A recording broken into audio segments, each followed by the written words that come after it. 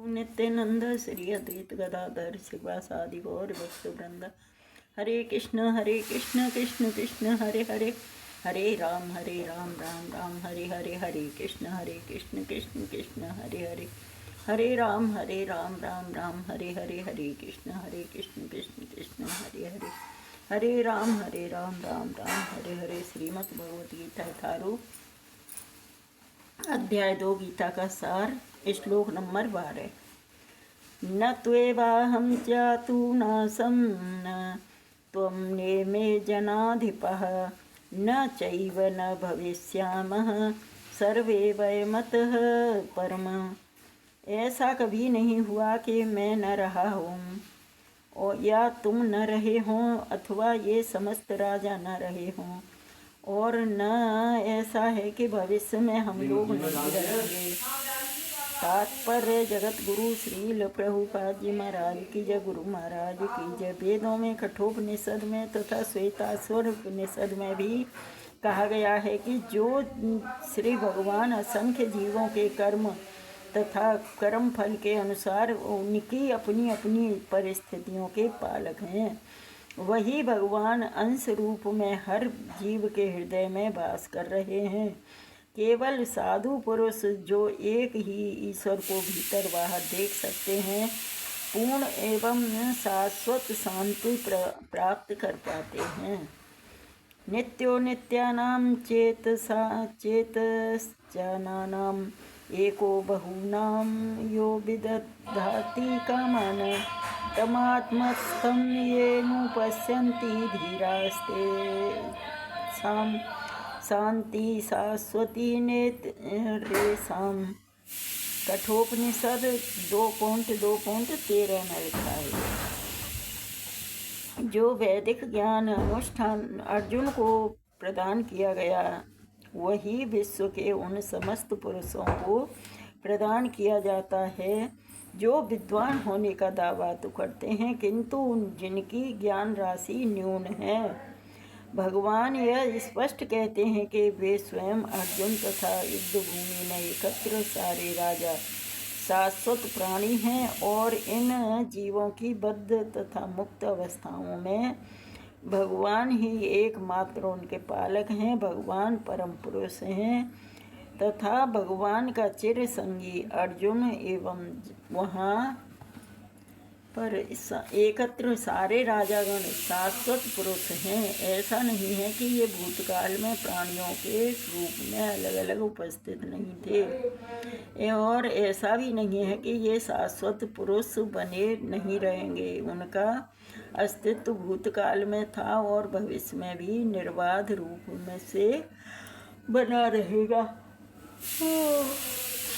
अतः किसी के लिए शोक करने की कोई बात नहीं है। यह मायावादी सिद्धांत के मुक्ति के बाद आत्मा के आवरण से पृथक होकर निराकार ब्रह्म में लीन हो जाएगा और अपना अस्तित्व खो देगा। यहाँ पर परम अधिकारी भगवान श्री कृष्ण द्वारा पुष्ट नहीं हो पाता, नहीं यह सिद्धांत का समर्थन हो पाता है कि बद्ध अवस्था में ही हम अस्तित्व का चिंतन करते हैं। यहाँ पर श्री कृष्ण स्पष्टतः कहते हैं कि भगवान तथा अन्यों का अस्तित्व भविष्य में नहीं अक्षुण्ण रहेगा, भविष्य में भी अक्षुण्ण रहेगा, जिसकी पुष्टि उपनिषदों द्वारा भी होती है। कृष्ण का यह कथन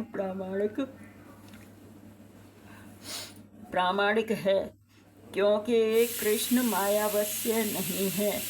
यदि अस्तित्व तथ्य न होता तो फिर श्री कृष्ण इतना बल क्यों देते, और वह भी भविष्य के लिए। मायावादी यह तर्क कर सकते हैं कि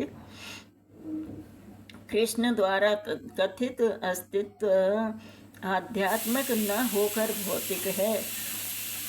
यदि हम इस तर्क को कि अस्तित्व भौतिक होता है स्वीकार कर भी लें, तो भी फिर कोई कृष्ण के अस्तित्व को किस प्रकार पहचानेगा। कृष्ण भूतकाल में भी अपने अस्तित्व की पुष्टि करते हैं और भविष्य में भी अपने अस्तित्व की पुष्टि करते हैं, क्यों उन्होंने अपने अस्तित्व की पुष्टि कई प्रकार से की है और नाना निराकार ब्रह्म उनके अधीन घोषित किया जा चुका है। कृष्ण सदा सर्वदा अपना अस्तित्व बनाए रहे हैं। यदि उन्हें सामान्य चेतना वाले सामान्य व्यक्ति के रूप में माना जाता है तो प्रामाणिक शास्त्र के रूप में उनकी भगवत गीता की कोई महत्ता नहीं होगी। एक सामान्य व्यक्ति मनुष्य के 4 अवगुणों के कारण श्रवण करने योग्य शिक्षा देने में असमर्थ रहता है। एक गीता ऐसे साहित्य से ऊपर है, कोई भी संसारी ग्रंथ गीता की तुलना नहीं कर सकता।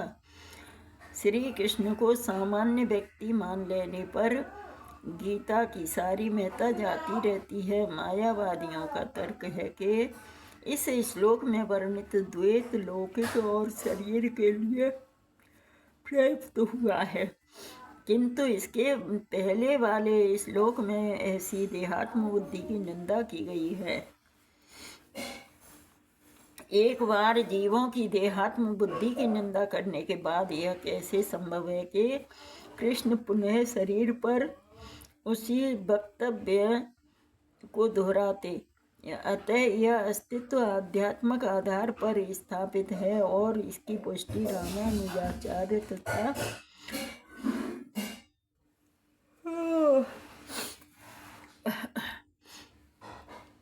अन्य आचार्यों ने भी की है।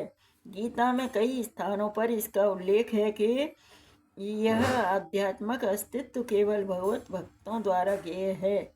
जो लोग भगवान श्री कृष्ण का विरोध करते हैं उनकी इस महान साहित्य तक पहुँच नहीं हो पाती। अभक्तों द्वारा गीता के उपदेशों को समझने का प्रयास मधुमक्खी द्वारा मधु पात्र चाटने के सदृश है। पात्र को बिना खोले मधु को नहीं चखा जा सकता। इसी प्रकार भगवत गीता के रहस्य को केवल भक्त ही समझ सकते हैं, अन्य कोई नहीं।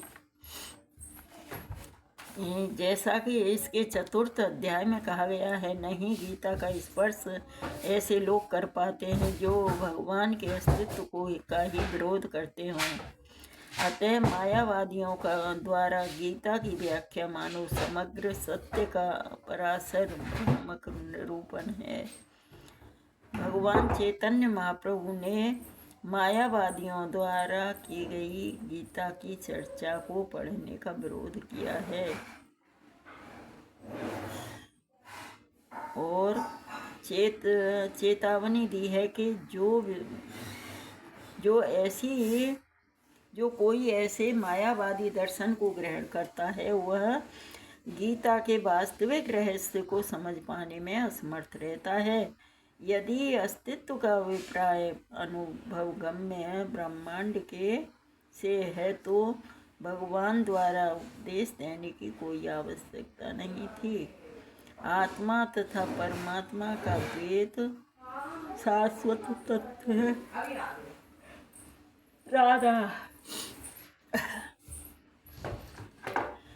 द्वैत शाश्वत तत्व है और इसकी पुष्टि वेदों द्वारा होती है, जैसा कि ऊपर कहा जा चुका है। हरे कृष्ण कृष्ण कृष्ण हरे हरे, हरे राम राम राम हरे हरे। श्रीमद् भगवत गीता यथारूप की जय। हरे कृष्ण।